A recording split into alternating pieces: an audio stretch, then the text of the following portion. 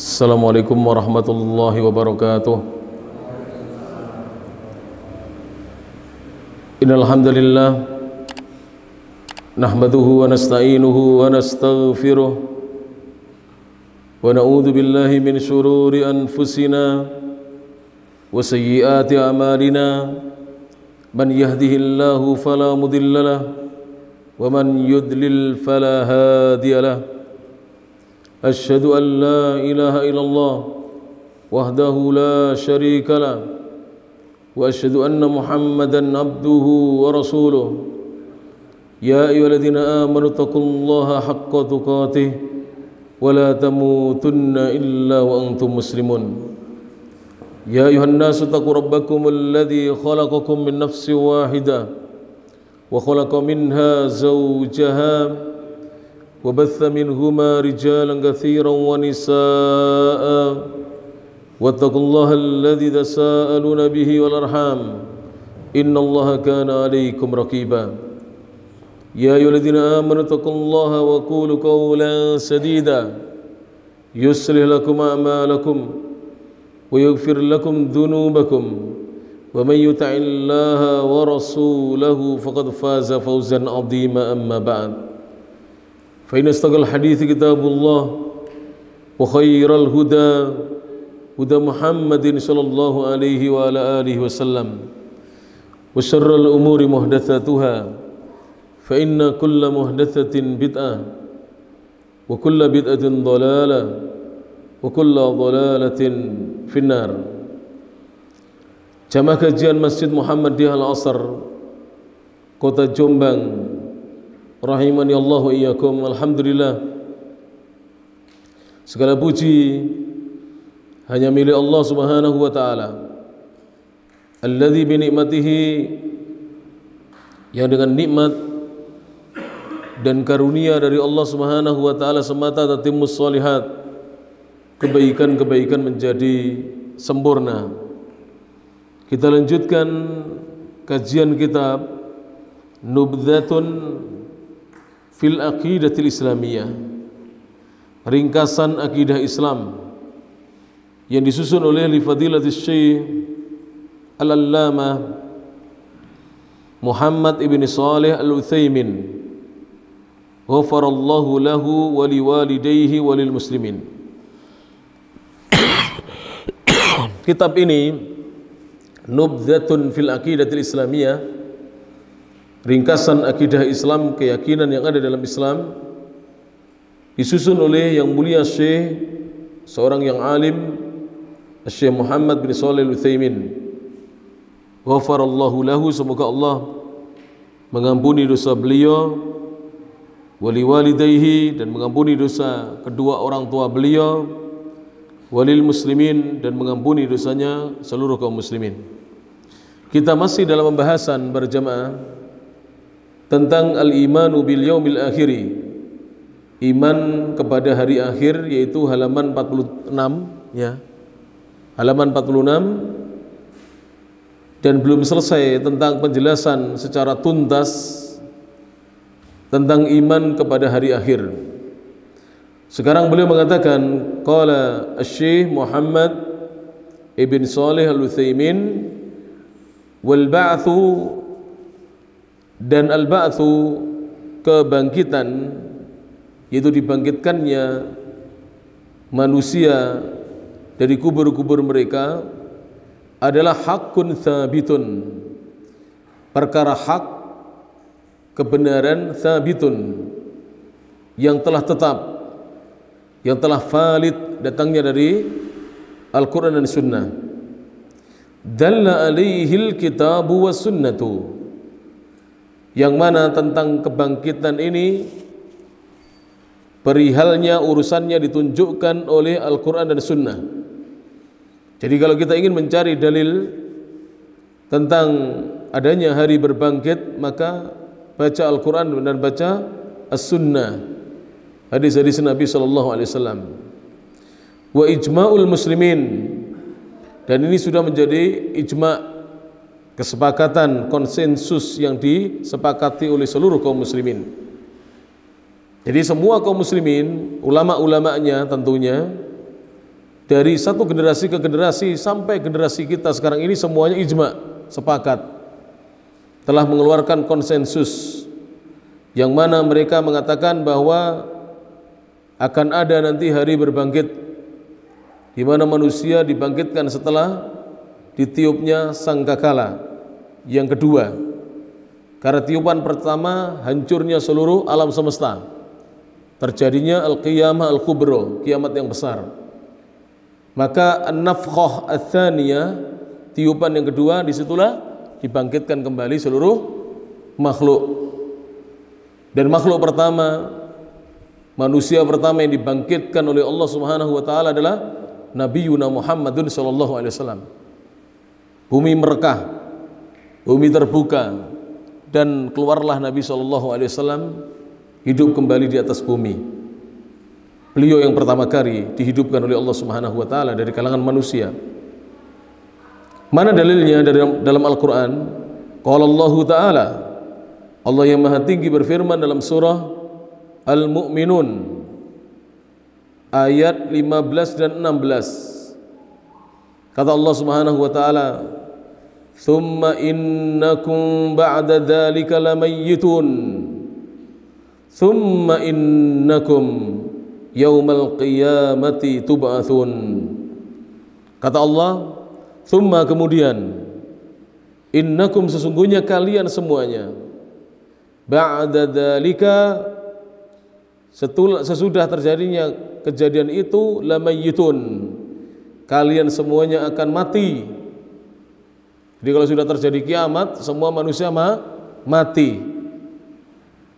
Baik al-qiyamah sughra, yaitu kematian kita sendiri sebelum datangnya kiamat yang besar, maupun ketika terjadi kiamat besar, semua manusia mati. Tsumma innakum, kemudian sungguhnya kalian, yaumal qiyamati, kelak pada hari kiamat, tub'atsun, kalian akan dibangkitkan. Semua akan dibangkitkan, semua dari kita. Ini dari Al-Quran, dan dalilnya bukan hanya ini, tapi karena kitab ini adalah kitab yang ringkas, Asy-Syaikh tidak banyak menyebutkan dalil, cukup 1-2 dalil sudah cukup bagi kita orang-orang yang beriman. Dalam hadis, wa qala an-nabiy sallallahu alaihi wasallam, Nabi sallallahu alaihi wasallam berkata, beliau bersabda, yuhsyarun nasu, manusia akan dikumpulkan. Yuhsyarun nasu, akan dikumpulkan, yaumal qiyamati, kelak pada hari kiamat, khufatan, dalam keadaan mereka tidak memakai alas kaki. Jadi manusia kelak semuanya dikumpulkan, ketika berkumpul tidak memakai alas kaki. Matahari 1 mil di atas kepala.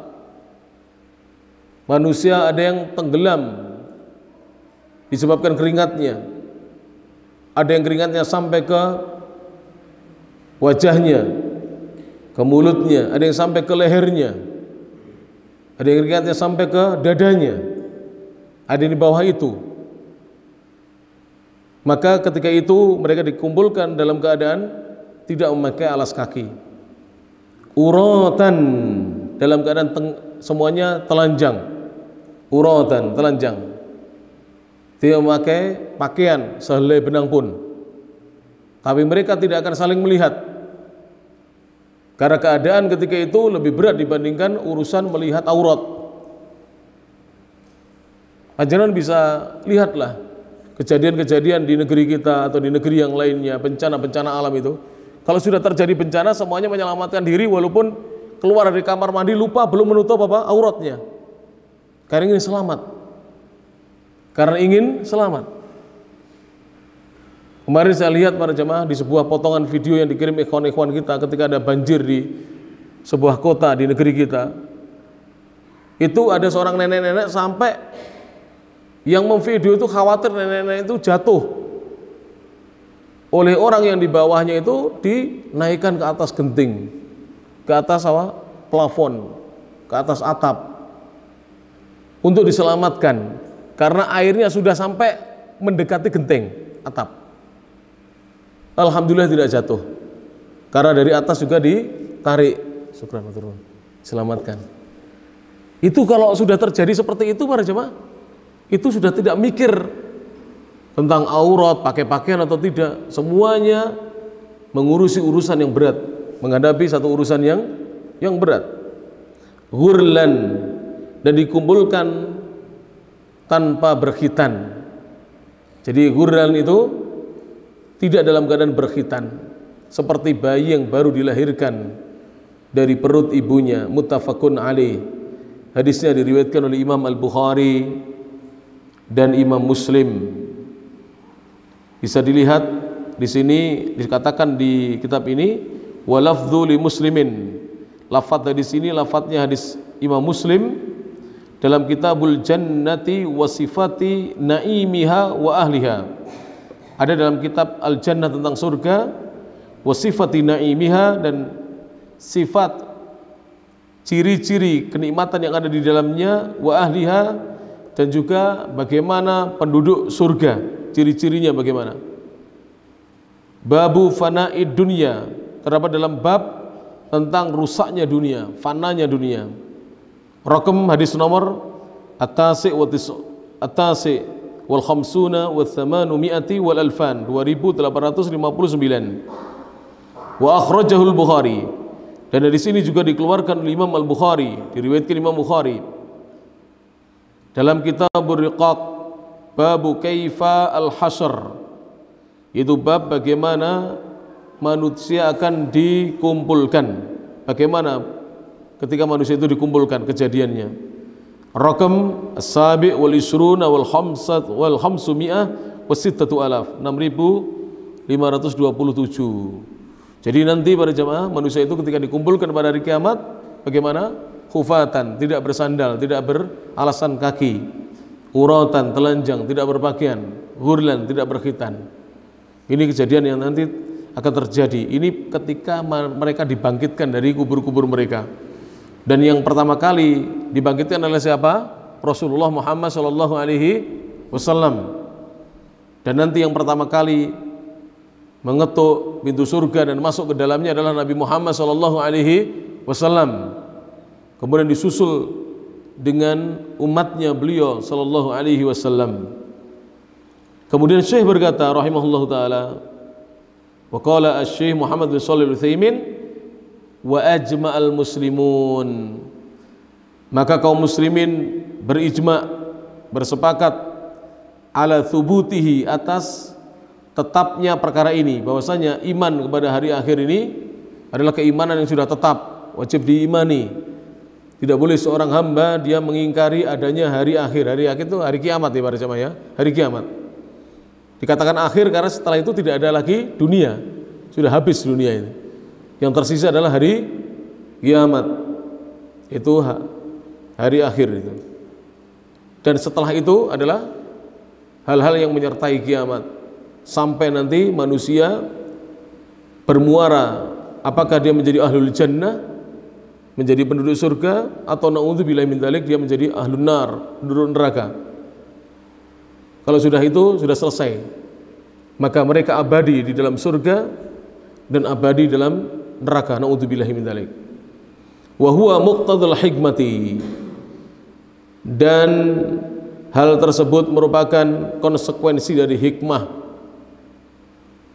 Haitsu taqtadi, di mana hikmah itu mengharuskan, an yaj'alallahu ta'ala lihadil khaliqati ma'adan. Allah Ta'ala, Allah yang Maha Tinggi, menjadikan untuk makhluk ini ada ma'adan, tempat kembali. Sebab kalau makhluk ini hanya berakhir kehidupannya di dunia, setelah itu menjadi tanah, menjadi apa? Tulang belulang, menjadi tanah, maka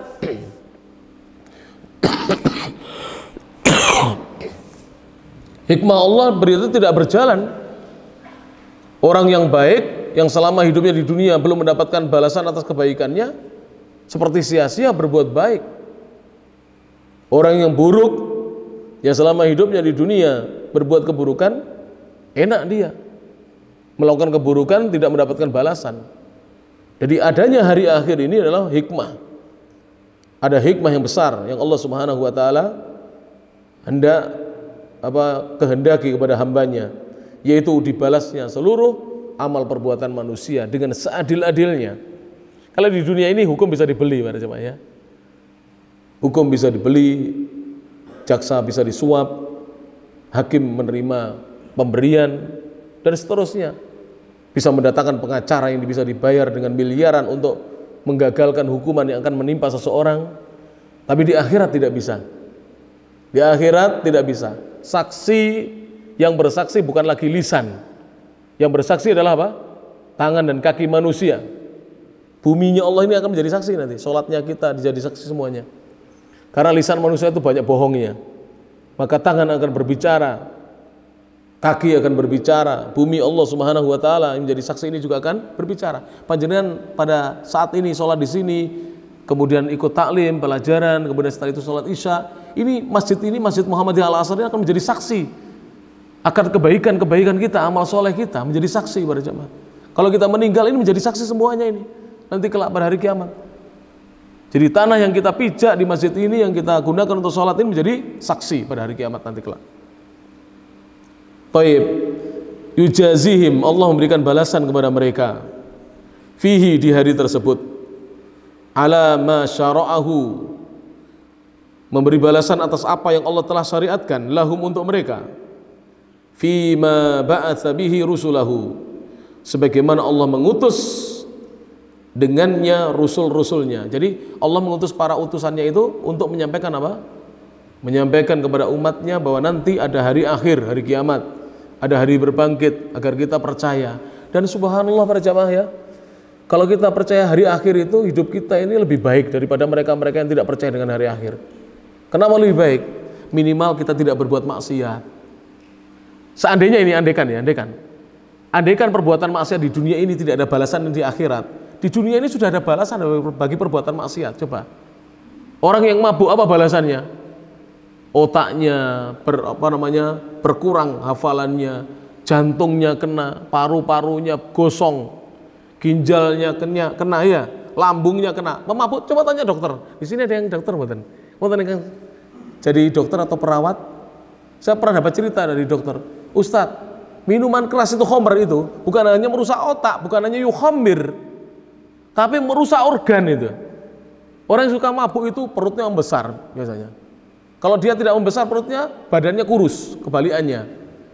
Kemudian apa? Jantungnya rusak. Kemudian apa lagi? Selain jantungnya rusak, paru-parunya, lambungnya, levernya, ginjalnya.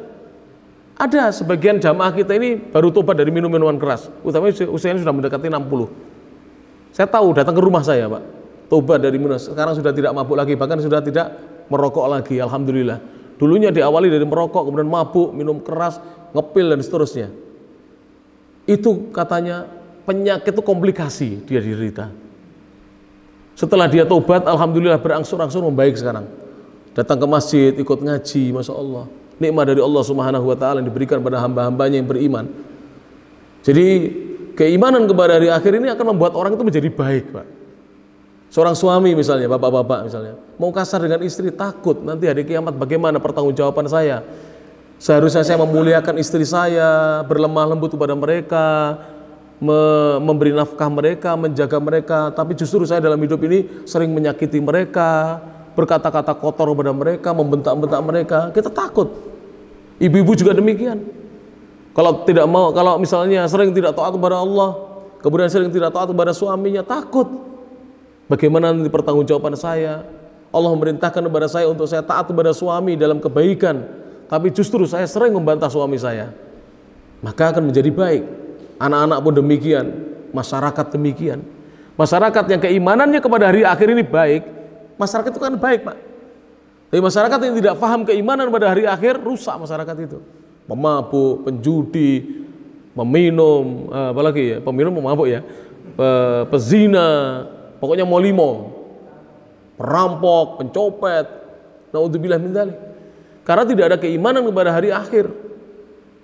Imannya kepada hari akhir rapuh, lemah, tidak kuat, sehingga tidak ada asar-asar kebaikan pada dirinya. Qala Allah Ta'ala, Allah Subhanahu wa taala berfirman, dalam surah Al-Mu'minun ayat 115, al-ayah al-khamisata asyarah wal mi'ah. Kata Allah, afahasibtum annama khalaqnakum abatha. Afahasibtum, apakah kalian menyangka, mengira, annama khalaqnakum, bahwasanya kami menciptakan kalian itu abatha, main-main, sia-sia dalam kehidupan dunia ini. Wa annakum ilaina la turja'un, dan apakah kalian juga mengira bahwasanya kalian itu ilaina, kepada kami, la turja'un, tidak akan dikembalikan? Apakah kalian mengira bahwa kalian tidak akan dikembalikan kepada kami? Tidak, semua akan kembali kepada Allah Subhanahu wa taala. Dan kita diciptakan di alam dunia ini bukan untuk hal yang sia-sia, para jemaah rahmat Allah Subhanahu wa taala. Allah berfirman juga, wa qala li nabiyhi sallallahu alaihi wasallam. Allah juga berfirman kepada nabinya Muhammad sallallahu alaihi wasallam di surah Al-Qasas ayat 85, al-ayah al-khamisatu wa thamanun, ayat nomor 85. Kalau tadi Al-Mu'minun 115, sekarang Al-Qasas ayat 85. Allah menyatakan, innal ladzi farada 'alaikal Qur'an, sesungguhnya zat yang alladzi yang farada, telah mewajibkan, 'alaika, atas dirimu wahai Muhammad, Al-Qur'an, untuk kamu berpegang dengan Quran. Laradduka, sungguh benar-benar dia akan mengembalikan kamu ila ma'ad, kepada hari di mana semua manusia dibangkitkan atau dikembalikan. Sebagian ulama mengatakan ila ma'ad adalah untuk Rasulullah ilal jannah, kepada surga, dikembalikan ke surga. Adapun manusia selain Rasulullah dilihat amalnya. Jika amalnya baik, dikembalikan kepada surga. Jika amalnya buruk, dimasukkan dalam neraka. Na'udzubillah min dzalik. Ini adalah yang pertama. Jadi ini masih pembahasan iman kepada hari akhir itu mengandung 3 perkara, yaitu yang pertama al-imanu bil ba'tsi, mengimani hari berbangkit. Dan kita sudah sampaikan bahwa hari berbangkit itu apa? Ini pelajaran dulu ya para jemaah. Mengulangi sedikit. Wa huwa ihya'ul mauta, yaitu hari di mana dihidupkannya orang-orang yang sudah meninggal dunia, itu manusia-manusia yang sudah mati di alam kuburnya, dihidupkan kembali, dibangkitkan. Khina yanfukhu fis suri an-nafkhata ats-tsaniyah, ketika, atau khina yunfakhu, ketika ditiup, fis suri, dalam sangkakala, an-nafkhata ats-tsaniyata, tiupan yang kedua. Jadi tiupan pertama itu terjadinya kiamat besar. Tiupan kedua adalah ketika manusia dibangkitkan. Makanya dikatakan hari berbangkit. Yang kedua, kandungan yang kedua dari iman kepada hari akhir adalah, karena kandungannya ada 3. Ats-tsani, kandungan yang kedua adalah al-imanu bil hisabi wal jaza. Ini para jamaah. Kalau kandungan pertama tadi mengimani hari berbangkit. Yang kedua, mengimani berarti mempercayai, meyakini bil hisabi, adanya perhitungan amal, setelah dihitung apa? Wal jaza, dan diberi balasan atas amalan. Jadi hari perhitungan dan hari pembalasan itu diimani. Kita harus yakin bahwa semua amal perbuatan manusia nanti akan dihisab. Mari para jemaah, alhamdulillah saya bersyukur pada Allah ya, di masjid ini masih ada kaum muslimin yang mau memakmurkan masjid ini dengan ibadah-ibadah wajib maupun yang sunnah, dan juga memakmurkan dengan thalabul ilmi. Penting ini para jemaah ya. Masjid itu sebenarnya adalah pusat kegiatan kaum muslimin, bukan hanya sholat. Lebih daripada itu, kalau kita melihat masjid, fungsi masjid di zaman Nabi, daurul masajid ya fil Islam, apa peran masjid-masjid dalam Islam itu? Jadi Nabi itu melakukan pembinaan agama, mulai dari mendidik, berdakwah ya, mengajar, memimpin, itu di masjid. Di masjid para jemaah. Bahkan bukan hanya kegiatan-kegiatan dakwah dan pendidikan, sosial pun di masjid Nabi itu. Kegiatan sosial Nabi. Kalau panjenengan baca hadis, pernah baca hadis, Nabi pernah memasang satu tenda untuk orang yang sakit untuk dirawat di masjid. Jadi masjid itu juga sebagai apa? Pusat kegiatan apa? Sosial. Kalau di sini masih belum ya nanti, tapi mudah-mudahan jangan putus asa. Jadi nanti Masjid Al Azhar ini mungkin punya seperti apa? Klinik. Kalau di Saudi sudah banyak, Pak. Jadi di Saudi itu di pojok masjid itu masih ada klinik kecil itu. Itu ada dokter dokter jaganya di situ. Kita kalau belajar ke situ sakit gratis, Pak. Mau disuntik, kasih obat apa, diperiksa apa kesehatannya itu gratis semuanya di situ. Ada dokternya. Bahkan sebagian masjid-masjid di Saudi itu bukan hanya punya klinik, punya semacam apa? Rumah sakit kecil. Masya Allah. Masjid itu. Jadi masjid jangan dikira selama ini kaum muslimin mengira masjid itu hanya tempat apa? Sholat 5 waktu.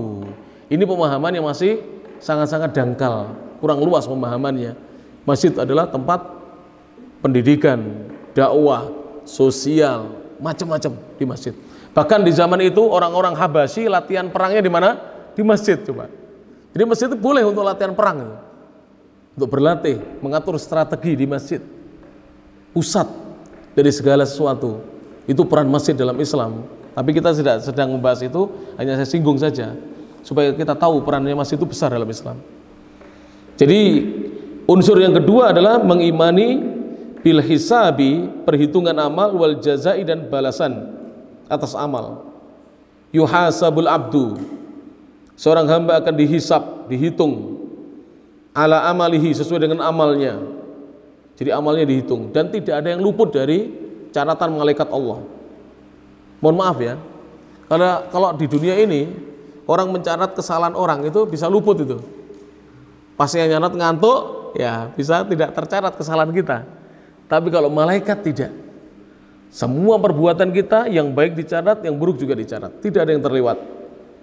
Wa yujaza alaihi, dan akan diberikan balasan atas amal tersebut. Wa qad dalla ala dzalika alkitabu was sunnatu wa ijma'ul muslimin. Wa qad, dan sungguh, dalla ala dzalika, yang telah menunjukkan atas hal itu bahwasanya manusia akan dihisab, akan diberikan balasan atas amalnya. In khairan fa khairun, jika amalnya baik maka balasannya baik. Wa in syarran fa syarrun, jika amalnya buruk maka balasannya juga jelek.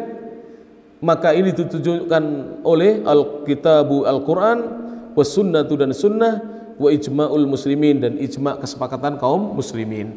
Jadi dalilnya ada dalam Al-Quran, ada dalil sunnah, dan dalilnya berupa dalil ijma'. Kaum muslimin sepakat bahwa nanti semua manusia itu akan dihisab dan diberi balasan atas amalnya. Mana dalilnya dari Al-Quran? Qala Allah Ta'ala, Allah Subhanahu wa Ta'ala berfirman dalam surah Al-Ghashiyah, Al-ayah al-khamisatu wal isrun wa sadisatu wal isrun, ayat 25 dan 26. Ini akhir dari surah Al-Ghashiyah yang biasa dibaca oleh imam ya. Bagaimana bunyinya? Allah mengatakan, inna ilayna iyabahum thumma inna alayna hisabahum. Inna ilayna, sesungguhnya hanya kepada kami, iyabahum, kembalinya mereka. Semua manusia ini kembali hanya kepada Allah. Thumma, kemudian, inna alaina, sungguhnya atas kami, kewajiban atas kami, hisabahum, untuk menghisab mereka, memperhitungkan amal mereka, dihitung. Ini adalah Allah Subhanahu wa Ta'ala yang akan menghitungnya.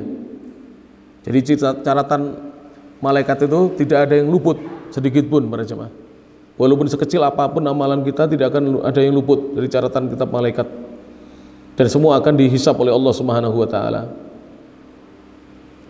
Dan manusia itu digolongkan kurang lebih para jemaah, itu ada 4 golongan manusia ketika menghadapi itu. Satu, yang mereka akan yadkhulunal jannata bighairi hisabin wala adab. Ini manusia golongan pertama, yang terbaik. Mereka yang akan masuk surga tanpa dihisab, tidak dihitung amalnya, dan tidak disiksa, langsung masuk surga. Dan jumlahnya mereka adalah sab'una alfan, ada 70.000 orang. Disebutkan dalam hadis. Yang lainnya setiap 1000 membawa 70.000 lagi. Itu jumlah mereka. Mereka adalah humul ladzina la yastarqun, adalah orang-orang yang tidak minta diruqyah. Kalau sakit tidak minta didoakan orang. Jadi termasuk sunnah, kalau kita mendengar saudara kita sakit, kita doakan. Jangan menunggu dia, Mas tolong dongakne aku Mas, aku loro. Jangan begitu. Supaya dia tidak minta didoakan, tidak minta dijambi-jambi. Kemudian wala yaqtawun, dan mereka tidak melakukan kai. Tahu kai? Besi dipanaskan, lempengan besi dipanaskan, ditempelkan di tempat yang sakit. Biasanya untuk penyakit kanker dan seterusnya. Zaman dahulu mereka tidak melakukan kai. Wala yatatayyarun, dan mereka tidak melakukan tatoyur. Tatoyur itu apa? Meyakini sial disebabkan burung dan selain burung dan semacamnya. Tidak boleh kita, misalnya kalau ada burung ini berarti akan ada yang mati. Kalau ada cecak jatuh di kepala kita berarti kita akan celaka. Tidak boleh. Kita selamat atau celaka itu semuanya sesuai dengan takdir Allah. Tidak ada kaitannya dengan burung maupun selain burung. Wa ala rabbihim yatawakkalun, dan mereka adalah orang-orang yang selalu bertawakal. Intinya adalah ahlu tauhid, Pak dan Ibu ya. Intinya ahlu tauhid. Orang yang bertauhid kepada Allah, yang tidak melakukan kesyirikan. Dengan mereka yang pertama, ya mereka tidak minta diruqyah. Yang kedua, tidak melakukan kai, menempelkan besi panas pada kulit tubuhnya. Yang ketiga, tidak tatoyur, tidak meyakini ada kesialan disebabkan burung atau selainnya. Yang keempat, selalu tawakal. Intinya ahlu tauhid mereka ini. Maka mereka ini berhak masuk surga tanpa hisab dan adab. Yang kedua adalah yang mengalami hisaban tapi yasiron, perhitungan amal tapi perhitungannya ringan. Bagaimana itu? Ditunjukkan amal buruknya, disuruh mengakui, dia mengakui, diampuni oleh Allah, kemudian disuruh masuk surga. Jadi namanya hisaban yasiron, hanya ditunjukkan saja amal buruknya, disuruh mengakui. Amal baiknya jelas, nggak usah dihitung itu. Amal buruknya disuruh mengakui, kemudian dimasukkan, diampuni oleh Allah, dimasukkan surga. Ini golongan yang kedua, di bawahnya masih ada hisab. Dan orang yang dihisab itu masih, kalau bahasa kita Jawanya ketar-ketir itu. Itu disebutkan Aisyah saja khawatir. Aisyah, ibunda kaum mukminin, Ummul Mukminin radhiyallahu anha aja khawatir, apalagi kita. Bayangkan Pak, ditanya amalnya apa enggak khawatir kita ini. Yang mana tidak ada yang luput dari catatan malaikat. Yang ketiga adalah manukisa udzib, siapa yang dinikos, itu hisab yang ada pertanyaannya. Kalau tadi bukan ditanya, tapi disuruh mengakui. Yang ketiga, siapa yang ditanya tentang amalannya, udzib, dia akan disiksa. Golongan yang ketiga ini orang beriman yang banyak dosanya, yang Allah tidak berkenan mengampuni dosa-dosanya karena terlalu banyak, maka dia akan disiksa lebih dahulu. Yang keempat, orang kafir tidak dihisab, langsung masuk neraka. Loh bener ini, mereka tidak dihisab karena tidak ada amal baik yang diterima oleh Allah Subhanahu wa taala. Orang kalau tidak beriman, tidak ada satupun amal baik yang akan diterima oleh Allah. Lantas apakah Allah zalim kepada orang-orang yang tidak beriman? Tidak. Kebaikannya sudah diberikan di dunia. Makanya orang kafir antum nggak usah cemburu. Hartanya lebih banyak, mobilnya Fortuner, Lexus, apalagi Mercy, apalagi Pak yang mahal apa? Awake dhewe Pajero, panas Jopo Jeru. Orang Islam banyak mobilnya Hijet 1000 itu, Hijet, Cherry, Carry gitu ya, kotok gitu ya. Ya Panther kayak saya ini, kadang kalau AC-nya nggak masah wis Pajero, jadi Pajero, panas Jopo Jeru. Kalau pas AC-nya masah enak seger. Kalau saya tuh gemuk ini masuk Pajero ya ngeluh saya, panas Jopo Jeru ya tak? Itu kita nggak usah cemburu dengan orang-orang non Muslim yang mobilnya bagus-bagus, rumahnya mentereng-mentereng. Itu kebaikan mereka dibalas di dunia. Kalau punya kebaikan sudah dihabiskan oleh Allah Ta'ala di dunia. Kalau kita kebaikannya masih ditunda, pembalasannya di mana? Di akhirat. Itu sabar ya Dewi. Enak. Yang penting itu sehat Pak, bener. Saya ini baru sakit berapa hari, loro itu raina, mangan kabeh kok pahit ya mie ya. Saya suruh sampai, Mi tolong belikan sate. Abine nyidam sate. Lah mangan apa pahit. Sate lo rasanya gak seperti sate. Yuk sate apa kleru. Kok rasanya seperti kayak, ya Allah. Yang penting itu sehat Pak.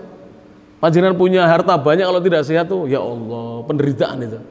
Sehat, bisa beribadah, bisa sholat, bisa ngurus anak istri, ya ibu-ibu juga bisa mengurus keluarga kalau sehat, masya Allah. Kalau sudah sakit, ya Allah, harta itu tidak ada nilainya di sisi kita. Tidak ada harganya kalau sudah sakit itu. Taib. Allah juga berfirman, dalilnya, Wajibnya iman kepada hisab dan balasan. Wa qala ta'ala dalam surah apa itu? Al-An'am al-ayah as-sittuna wal mi'ah 160. Allah mengatakan man jaa'a bil hasanati falahu asyru amsalha. Barang siapa yang melakukan satu kebaikan, man jaa'a bil hasanah, siapa yang mendatangkan atau melakukan satu kebaikan, falahu maka baginya asyru 10 amsalha yang semisal dengan kebaikan itu, dilipat gandakan berapa? 10. Jadi orang Islam tuh enak Pak. Panjenengan tadi sholat maghrib itu kebaikan bukan? Kebaikan. Pahalanya tikel 10, dilipat gandakan 10. Kita sekarang ngaji kebaikan enggak? Kebaikan. Pahalanya dilipat gandakan 10. Bapak-bapak, ibu-ibu yang sedekah air ini, mineral, uangnya dimasukkan ke kas masjid, yang sedekah makanan, itu pahalanya dilipat gandakan berapa? 10 kali kebaikan. Wa man jaa'a bis-sayyi'ati, barang siapa yang mendatangkan atau melakukan satu keburukan, fala yujza, maka tidak dibalas untuknya illa mithlaha, kecuali yang semisalnya. Ini Allah itu maha sayang kepada kita. Satu kebaikan dibalas 10, satu keburukan hanya dibalas semisalnya. Berbuat satu buruk ya nilainya 1, tidak dilipat gandakan menjadi 10 atau 100, tidak. Tapi kebaikan dilipat gandakan oleh Allah pahalanya. Wahum la yudlamun, dan mereka tidak akan didolimi oleh Allah Subhanahu wa taala. Wa qala ta'ala, dan Allah yang Maha Tinggi juga berfirman dalam surah Al-Anbiya ayat 47, al-ayat as-sabi'atu wal arba'un. Allah mengatakan di sini, mari kita simak. Wa nadha'ul mawazinal qista liyaumil qiyamah, dan kami letakkan al-mawazinal qista, timbangan-timbangan keadilan, liyaumil qiyamati, kelak pada hari kiamat. Jadi Allah nanti akan meletakkan timbangan yang adil menimbang. Kalau timbangan sekarang itu bisa dipermainkan manusia ya. Kadang bandulnya itu ya bagaimana Pak? Bandulnya itu kadang-kadang dikurangi, ada yang tempatnya untuk nimbang ini kadang-kadang ditambahi lempengan di besi di bawahnya supaya nanti berat, padahal sebenarnya ringan. Akhirnya kalau kita beli, kita timbang di rumah, kok jadi 9 on, padahal belinya 1 kilo. Itu nanti pada hari kiamat tidak ada seperti itu. Timbangan semuanya keadilan. Fala tudlamu nafsun syai'a, maka tidak ada satu jiwa pun yang didolimi sedikit pun. Syai'an, sedikit pun. Wa in kana mithqala habbatin min khardalin ataina biha. Wa in kana mithqala habbah, jika beratnya satu amal itu hanya seberat habbah itu satu biji, min khardal, dari biji sawi. Sawi itu kecil atau besar Pak? Kecil. Kalau mata yang sudah pakai kacamata itu, kalau dibuka kacamatanya nggak kelihatan biji sawi, kecil ya. Itu ataina biha, kami datangkan perbuatan yang sebesar biji sawi tersebut. Wa kafa bina hasibin, dan cukuplah kami yang akan menghisap, menghitung segala amal perbuatan manusia.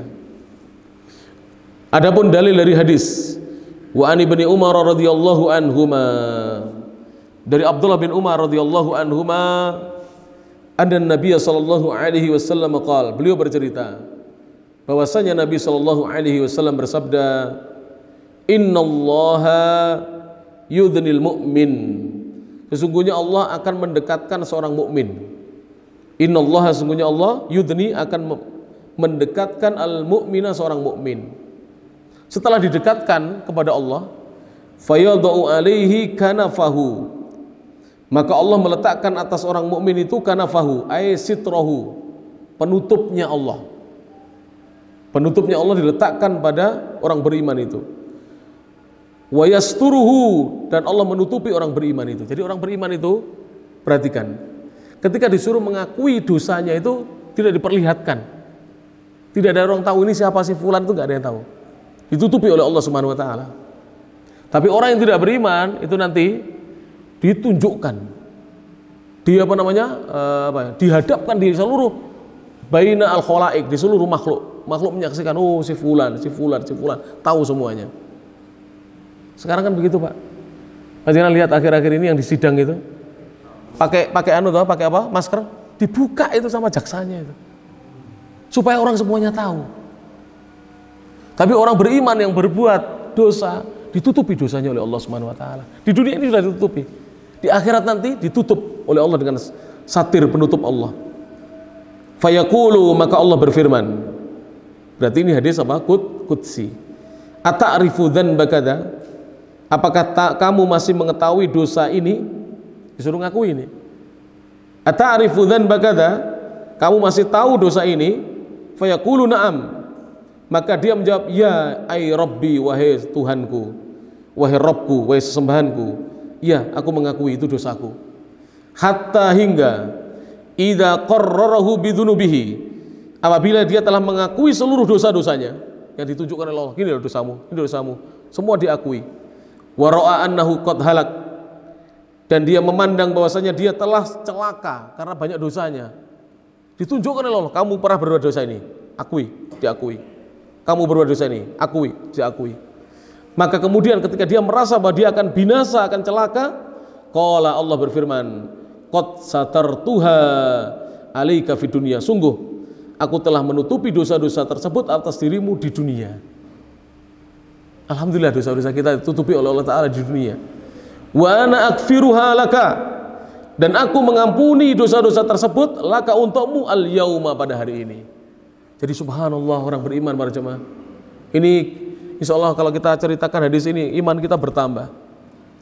Dan kita akan semakin takut dengan berbuat dosa, takut dari perbuatan dosa. Dan kita yakin dosa kita yang sudah ditutupi oleh Allah Ta'ala ini pada hari kiamat akan diampuni oleh Allah Subhanahu wa Ta'ala. Fayu'ta, maka diberikan kitab hasanatihi, kitab kebaikan-kebaikan orang tersebut diberikan kepadanya. Ini orang beriman ya. Wa ammal kuffaru, adapun orang-orang kafir, wal munafiquna, dan orang-orang munafik, fayunada bihim, dipanggillah mereka, ala ru'usil khalaiki, di hadapan kepala-kepala seluruh makhluk. Jadi di depan kepalanya makhluk. Jadi semua memandang pada orang kufar dan kaum munafikun. Maka dikatakan, haula'i, mereka-mereka inilah alladzina kadzdzabu ala rabbihim, orang-orang yang selama hidupnya mendustakan atas Allah sesembahan mereka. Ala, ketahuilah, laknatullah, kata malaikat, laknatnya Allah ala dzalimin, diperuntukkan kepada orang-orang yang berbuat kedzaliman. Muttafaqun alaih. Kenapa orang kafir dan orang munafik disebut zalim? Karena mereka menempatkan sesuatu bukan pada tempatnya. Iman itu, hati itu harusnya untuk tempatnya iman. Malah dia menempatkan kekafiran dalam apa? Hatinya. Orang munafik kan begitu. Orang munafik itu apa? Definisinya an-nifaq. An-nifaq ibtanul kufri wa idharul iman. Menyembunyikan kekufuran dalam hati dan menampakkan seakan-akan dia orang beriman. Lah orang kafir bagaimana? Kok dikatakan orang dolim? Karena orang kafir itu harusnya dirinya menyembah Allah, dia malah menyembah selain Allah. Dolim itu. Meletakkan penyembahan yang harusnya untuk Allah diletakkan pada selain Allah, diperuntukkan untuk selain Allah Subhanahu wa Ta'ala. Thayyib, saya tutup dengan hadisnya ya, saya bacakan hadisnya. Wasahha anin Nabi sallallahu alaihi wasallam, dan telah sahih datang dari Nabi sallallahu alaihi wasallam, anna man hamma bihasanatin, siapa yang telah berniat kuat untuk melakukan satu kebajikan, fa amilaha, kemudian dia mengamalkannya, katabahallahu indahu, maka Allah menuliskan di sisinya asra hasanatin, berapa? 10 kebaikan. Satu kebaikan ditulis berapa? 10 kebaikan. Ila sab'i mi'ati dhi'fin, sampai 700 dhi'fin, kali lipat. 10 sampai 700, bayangkan. Ila adhafin katsiratin, sampai lipat-lipat yang banyak sekali.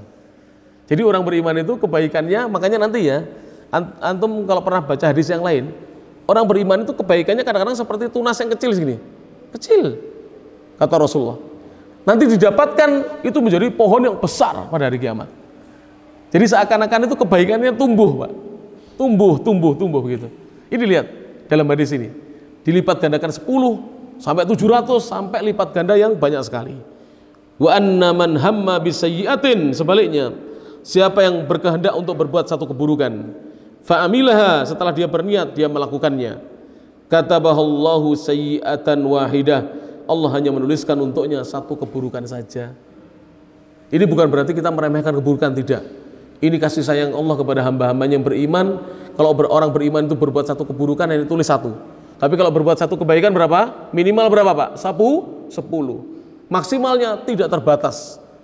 Dilipat gandakan oleh Allah Subhanahu wa taala. Hadisnya rawahul Bukhari, diriwayatkan Imam Bukhari, hadis nomor 6126, wa Muslim dan Imam Muslim, hadis nomor 335.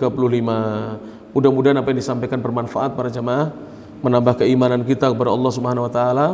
Dan harusnya memang seorang muslim itu ngaji akidah ini digemari, Pak. Mohon maaf ya. Tapi ya itu, saya di beberapa masjid itu saya tawarkan akidah itu enggak mau. Ya Allah, piye toh? Ngaji akidah kok enggak gelem loh. Pertama kali itu apa, Pak? Rukun Islam yang pertama apa? Syahadat la ilaha illallah dan Muhammad Rasulullah. Akidah ini adalah perwujudan dari syahadat kita. Rukun iman semuanya akidah itu. Bagaimana seorang muslim tidak mau belajar akidah? Yang lucu ada yang mengatakan begini, wong lewat Islam juga gak syirik loh. Ya Allah, kalau orang Islam tidak syirik, kenapa Nabi memperingatkan sahabatnya dari kesyirikan? Sekarang siapa yang terjamin dari kesyirikan? Kita atau sahabat, Pak? Ya sahabat tuh daripada kita. Kita ini hidup di masa yang jauh dari Nabi, tidak dibimbing Nabi kita ini. Banyak nyelewarnya kita ya, banyak apa menyimpangnya kita ini. Lah sahabat dibimbing Nabi, Nabi mengatakan akhwafu ma akhafu alaikum asyirkul asghar. Perkara yang paling aku khawatirkan dari apa yang aku takutkan terjadi atas kalian itu apa? Asyirkul asghar. Syirik yang kecil, aku mah khawatir. Wa huwa riya, yaitu riya. Nabi khawatir para sahabatnya melakukan syirik kecil, yaitu riya. Bagaimana dengan kita para sahabat? Ya kita lebih dikhawatirkan lagi oleh Nabi SAW. Tapi ada sebagian kaum muslimin itu alasannya, Ustadz gak usah ngaji tauhid, Mas. Ini sekarang ini waktunya kita ngaji parenting, waktunya kita ngaji tentang hubungan rumah tangga supaya harmonis. Saya bilang, orang ahli tauhid kalau ngajinya benar tauhidnya, akidahnya, rumah tangganya semakin harmonis. Sampai belajar seminar tentang rumah tangga setiap bulan, tapi kalau nggak ngerti tauhid, tukaran terus karo bojone itu. Pasti itu bener. Orang nggak ngerti tauhid itu mesti begitu. Kalau orang ngerti tauhid itu takut, Pak. Setelah saya ceramai begini, ya Allah, aku bendino emeh nesoni bojoku, mulai dari sekarang lisan saya jaga. Begitu. Ahli tauhid takut, Pak. Diceritani hari kiamat takut.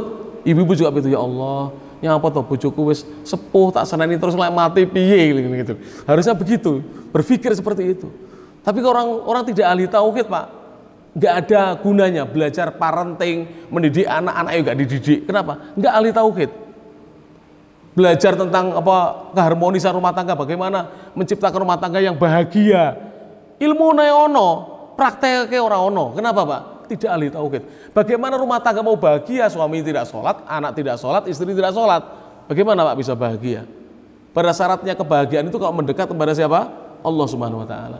Demikian bisa disampaikan. Mudah-mudahan bermanfaat. Kula nyuwun ngapunten menawi basa kula kadang-kadang kasar. Soalnya kula ini mondoke rata-rata nih daerah sing kasar. Kula 6 tahun teng Surabaya, Pak, mondok. Tahu mondok nang ngene Bangkalan nate kula. Teng Makassar nate. Mondok belajar teng Mekah nate. Apalagi Mekah iki nggone wong kasar-kasar. Orang Mekah itu temperamen, Pak. Kalau orang Madinah itu lembut-lembut. Orang Madinah itu lembut-lembut. Kalau orang Mekah jenengan mumpun ngantos nggih. Menawi panjenengan tidak umrah atau haji nang Mekah, ora niat tuku sampean tawar nesu wonge. Temperamen orang sana itu. Jek keturunan Abu Lahab paling. Jadi rodok temperamen. Tapi kalau Madinah itu lembut-lembut. Panjenengan gak tuku, dikei kon jajal, sampean jajal lagi. Enggak apa-apa, bawa pulang aja gitu. Suruh nyoba aja. Jadi kadang-kadang saya tuh, Pak, ya, kalau ngantarkan jamaah umrah atau haji itu, kantong saya penuh kurma, Pak. Lah kon jajal gak tempat malah bokne kantong, kan jajal lebokne kantong. Ngerti tokne kurma tok pisan. Kon jajali terus ya. Masyaallah, ahli Madinah lembut-lembut. Kalau enggak jadi enggak marah mereka. Enggak jadi enggak marah, tetap senyum. Kadang-kadang kalau dia bawa makanan itu kita dikasih makanan, masyaallah. Ya, tapi tidak semua ya. Ahli Mekah, orang Mekah yang lembut-lembut juga ada ya. Tapi rata-rata orangnya apa? Temperamen, sesuai dengan apa? Dulu, masa dulu juga. Sampai sekarang. Demikian bisa disampaikan. Mudah-mudahan bermanfaat. Kurang lebihnya mohon maaf. Akhirul kalam. Subhanakallahumma bihamdik. Asyhadu an la ilaha illa anta astaghfiruka wa atubu ilaik. Wa akhiru da'wana alhamdulillahi rabbil alamin. Assalamualaikum warahmatullahi wabarakatuh.